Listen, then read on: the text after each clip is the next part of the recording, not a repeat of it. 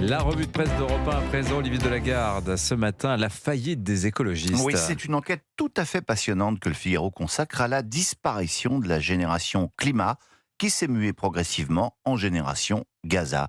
Alors que la canicule aurait dû remettre les écologistes au centre du débat, ce parti est devenu inaudible, explique Victoire Lemoigne. Et ce, parce que les écologistes ont déserté le débat climatique pour se concentrer sur plein d'autres choses. Gaza, donc, les violences policières, le masculinisme, le féminisme, le transgenrisme, tous les trucs en isme, mais plus vraiment l'écologisme. 2 chiffres résument tout. En 2019, la marche du siècle pour le climat avait réuni 107 000 manifestants à Paris. En septembre dernier, il n'était plus que 700 à défiler sous les mêmes banderoles. Que s'est-il passé ? En fait, le mouvement écolo a été progressivement vampirisé par LFI, explique une ancienne élue du parti. C'est une écologie politique dévoyée qui épouse tous les combats à la mode parce qu'ils sont radicaux, poursuit-elle. On a tous assisté dépités à l'effondrement de l'ambition sur le climat et la biodiversité et de pointer les 10 mesures phares de Marine Tondelier pour la présidentielle.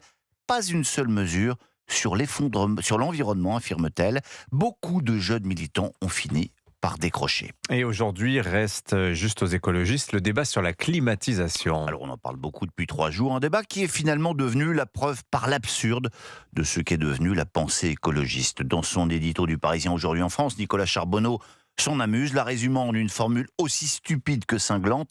La clim, c'est de droite. Et voilà pourquoi les écolos sont contre. La leçon de tout cela, conclut-il, se rendre compte que l'idéologie ne résiste pas longtemps au monde réel. Autre proposition des écologistes, Olivier, instaurer un congé climat. Une idée tellement géniale, Dimitri, qu'elle existe déjà, nous signale l'opinion. À l'éducation nationale, cela s'appelle l'ASA, pour autorisation spéciale d'absence. Plusieurs rectorats, explique Sarah Spitz, permettent déjà à certains enseignants considérés comme vulnérables d'être dispensés de faire classe. Et les syndicats les y encouragent. Faites valoir vos droits, ce type d'absence prend effet immédiatement avec maintien de la rémunération, communique enthousiaste la CGT.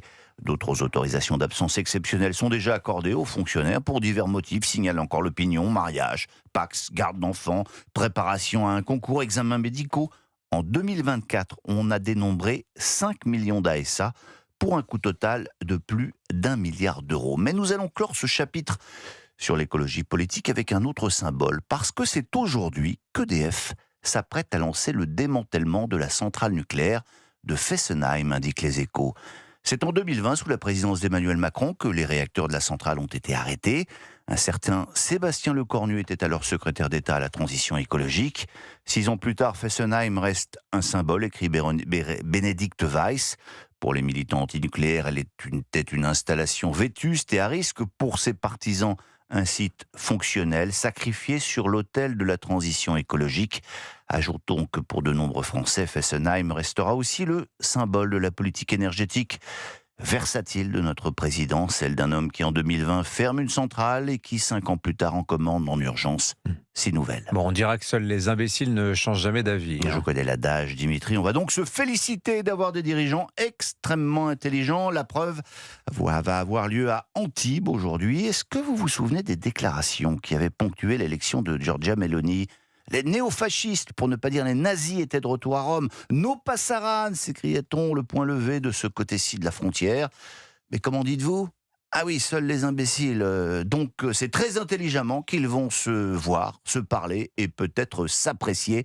Macron et Meloni, Emmanuel et Giorgia, réunis à Antibes pour tourner la page des tensions, annoncent les Échos. La dernière rencontre bilatérale remonte à plus de 6 ans. Fin de brouille donc, l'idylle aura lieu dans le cadre enchanteur de la villa Helen Rock.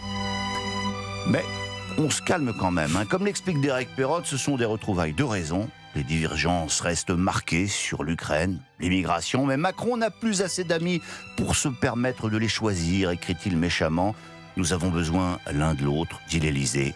Dans mes bras, Georgia. Georgia. Georgia. Merci beaucoup, Olivier Delagarde, pour votre revue de presse.